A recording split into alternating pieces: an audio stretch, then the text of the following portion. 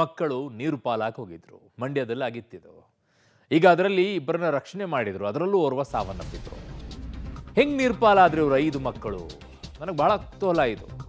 ಕಾವೇರಿ ನಾಲೆಯಲ್ಲಿ 5 ಮಕ್ಕಳು ಕೊಚ್ಚೋಗಿರೋದು, ಮತ್ತಿಬ್ಬರು ಮೃತದೇಹವನ್ನ ಕೊಪ್ಪಲು ನಾಲೆಯಲ್ಲಿ ಪತ್ತೆಯಾಗಿವೆ. ಈಗ 6-7 ಕಿಲೋಮೀಟರ್ ದೂರದಲ್ಲಿ ಸಿಕ್ಕಿವೆ ಅಂತೆ. ಆಯಿಷಾ, ಅಯಾನ್, ಉಮಾಹನಿ ಮತ್ತು ಆಫ್ರೀನ್ ಇವರೆಲ್ಲರೂ ಕೂಡ ಕೊಚ್ಕೊಂಡು ಹೋಗಿದ್ರು. ಆಯಿಷಾ ಮತ್ತು ಅಯಾನ್ ಇಬ್ಬರನ್ನ ಸ್ಥಳೀಯ ರಕ್ಷಣೆ ಮಾಡಿದ್ರು. ಚಿಕಿತ್ಸೆ ಫಲಕಾರಿಯಾಗದೆ ನಿನ್ನೆಯೇ ಆಯಿಷಾ ಸಾವನ್ನಪ್ಪಿತು. ಇದೀಗ ಉಮಾಹನಿ ಮತ್ತು ಶಾಹೀನ್ ಮೃತದೇಹಗಳು ಪತ್ತೆಯಾಗಿದೆ. ನಾಲೆಯಲ್ಲಿ ಬಿದ್ದ ಜಾಗದಿಂದ 6-7 ಕಿಲೋಮೀಟರ್ ದೂರದಲ್ಲಿ ಪತ್ತೆಯಾಗಿವೆ ಅಂತೆ. ಮಂಡ್ಯದ ಕೊಪ್ಪಲು ಸಮೀಪದ ನಾಲೆಯಲ್ಲಿ ನಡೆದಿತ್ತಿದು. ಯಾಕೆ ಇಷ್ಟೊಂದು ಮಕ್ಕಳು ನೀರಲ್ಲಿ ಬಿದ್ದಿದ್ರು? ಏನಾಗಿತ್ತು? ನೀರಲ್ಲಿ ಆಟ ಆಡಕ್ಕೆ ಹೋಗಿದ್ರಾ, ಅಥವಾ ಕಾಲ್ ಜಾರಿ ಬಿದ್ರಾ, ಅಥವಾ ಒಬ್ಬರು ಬಿದ್ದಿದ್ರನ್ನ ಅವ್ರನ್ನ ರಕ್ಷಣೆ ಮಾಡಕ್ಕೆ ಇನ್ನೊಬ್ರು ಹೋಗಿ ಹಾಗೆ ಬಿದ್ದಿದ್ದ? ಏನಪ್ಪ, ಬಹಳ ವಿಚಿತ್ರವಾಗಿ ಕಾಣಿಸುತ್ತೆ.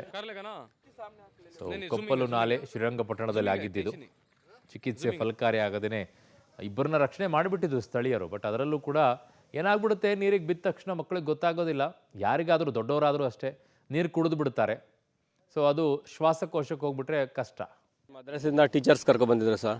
ಆ ಬಟ್ಟೆ ಮ್ಯಾಟು ಇರುತ್ತಲ್ಲ, ತೊಳಿಕಂತ ಕರ್ಕೊಬಂದಿದ್ರು. ಹೆಚ್ಚು ಕಡಿಮೆ ಒಂದು 10 ಹೇಳ್ತಾರೆ, 15 ಹೇಳ್ತಾರೆ, ಕೆಲವರು 20 ಹೇಳ್ತಾ ಇದ್ದಾರೆ. ಅದು ನಮಗೂ ಕರೆಕ್ಟಾಗಿ ಗೊತ್ತಿಲ್ಲ. ಹೆಚ್ಚು ಕಡಿಮೆ ಅಂದರೆ ಒಂದು 15 ಜನ ಮಕ್ಕಳು ಇರ್ಬೋದು. ಯಾಕಂದರೆ ಅದರಲ್ಲಿ 13 ವರ್ಷ ಇದ್ದವರು ಇದ್ದಾರೆ, 14 ವರ್ಷದವ್ರು ಇದ್ದಾರೆ, 15 ವರ್ಷದವ್ರು ಇದ್ದಾರೆ. ಅದು ತೊಳೆಯುವಾಗ ಏನಾಗಿದೆ ಸರ್, ಒಬ್ಬರು ಕಾಲು ಜಾರಿ ಬಿದ್ದಿದ್ದಾರೆ ಸರ್. ಕಾಲು ಜಾರಿ ಬಿದ್ದಾಗ ಒಬ್ಬರು ಗಿಡಕ್ಕೆ ಹೋಗಿ ಅವ್ರ ಗಿಡಕ್ಕೆ ಹೋಗಿ ಟೋಟ್ಲು 6 ಜನ ನೀರಲ್ಲಿ ಬಿದ್ದಿದ್ದಾರೆ ಸರ್. ನೀರಲ್ಲಿ ಬಿದ್ದಾಗ ಸ್ಪಾಟಲ್ಲಿ ಆವಾಗ ಇಬ್ಬರಿಗೆ ಹಿಡಿದ್ರು ಸರ್. ಇಬ್ಬರು ಹಿಡ್ಕೊಂಡು ಮೈಸೂರು ಕರ್ಕೊಂಡು ಹೋಗಿದ್ರು. ರಾತ್ರಿ ಒಬ್ಬರು ಹೆಣ್ಮಗು ತೀರ್ಕೊಂಡಿದ್ದಾರೆ.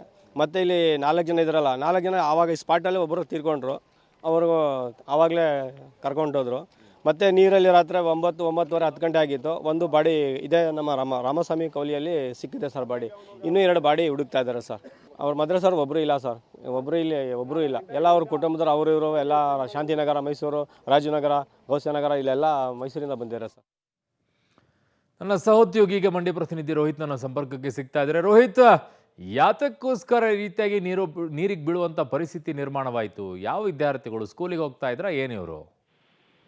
ಅರುಣ್, ಮೈಸೂರಿನ ಶಾಂತಿನಗರದಲ್ಲಿರುವಂತಹ ಮದರಸದ ವಿದ್ಯಾರ್ಥಿಗಳನ್ನ ಅಲ್ಲಿನ ಒಂದಷ್ಟು ಸಿಬ್ಬಂದಿಗಳು ಮತ್ತೆ ಶಿಕ್ಷಕರು ಈ ಒಂದು ಸ್ಥಳಕ್ಕೆ ಕರ್ಕೊಂಡ್ ಬಂದಿರುವಂತದ್ದು. ನಿನ್ನೆ ಅಲ್ಲಿ ಮದರಸದ ಒಂದಷ್ಟು ಬಟ್ಟೆಗಳನ್ನ ಒಗೆಯೋ ನಿಟ್ಟಿನಲ್ಲಿ ಅಲ್ಲಿ ಬಂದಿದ್ರು. ಮತ್ತೆ ಮೇಲ್ನೋಟಕ್ಕೆ ಹೇಳ್ತಾ ಇರುವಂತದ್ದು ಅವರು ಪಿಕ್ನಿಕ್ ಬಂದಿದ್ದು ಅಂತೇಳಿ. ಅಲ್ಲಿ ಬಂದಿದ್ದಂಥದ್ದು ಆ ಬಟ್ಟೆಯನ್ನ ಒಗೆಯೋ ನಿಟ್ಟಿನಲ್ಲಿ ಕೂಡ ಮಕ್ಕಳನ್ನ ಕರ್ಕೊಂಡ್ ಬಂದಿದ್ರು.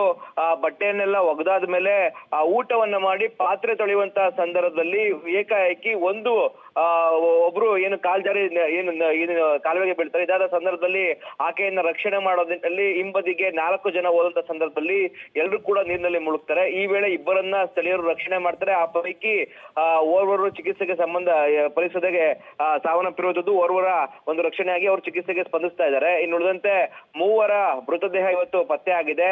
ಅವರೆಲ್ಲರೂ ಕೂಡ ಸಾವನ್ನಪ್ಪಿರುವಂತದ್ದು. ಈ ನಿಟ್ಟಿನಲ್ಲಿ ಪೊಲೀಸರು ಕೂಡ ಈ ಬಗ್ಗೆ ತನಿಖೆಯನ್ನು ಕೂಡ ಮಾಡ್ತಾ ಇದ್ದಾರೆ. ಮದರಸದ ಒಂದಷ್ಟು ಸಿಬ್ಬಂದಿಗಳನ್ನ ವಿಚಾರಣೆಯನ್ನು ಕೂಡ ಇದೀಗ ಮಾಡ್ತಾ ಇರುವಂತದ್ದು. ಅರುಣ್, ರೋಹಿತ್, ನಿಮ್ಮೆಲ್ಲ ಮಾಹಿತಿಗೆ ಧನ್ಯವಾದಗಳು.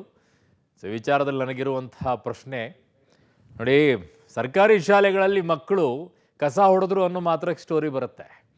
ಸರ್ಕಾರಿ ಶಾಲೆಗಳಲ್ಲಿ ಮಕ್ಕಳು ಶಾಲೆಗಳಲ್ಲಿ ಗಿಡದ ಎಲೆಗಳೆಲ್ಲ ಬಿದ್ದಿದೆ, ಅದನ್ನು ಕ್ಲೀನ್ ಮಾಡಿಸಿದರೆ ಶಿಕ್ಷಕರು ಅಂದಾಗ ಸ್ಟೋರಿಗಳು ಬರುತ್ತೆ. ಆವಾಗ ಶಿಕ್ಷಕರನ್ನ ಸಸ್ಪೆಂಡ್ ಕೂಡ ಮಾಡಿಸ್ತಾರೆ. ಇಲ್ಲಿ ಮದ್ರಸಾದಲ್ಲಿ ಮಕ್ಕಳನ್ನು ಕರ್ಕೊಂಡು ಹೋಗ್ಬಿಟ್ಟು ಅದನ್ನು ವಾಶ್ ಮಾಡ್ಸಕ್ಕೆ ಕರ್ಕೊಂಡು ಹೋಗಿದ್ರಲ್ಲ ನೀರ್ ಹತ್ರ, ಇಲ್ಲಿ ಯಾವುದೂ ಇಲ್ವಾ ಮಾನ್ಯ ಶಿಕ್ಷಣ ಸಚಿವರೇ?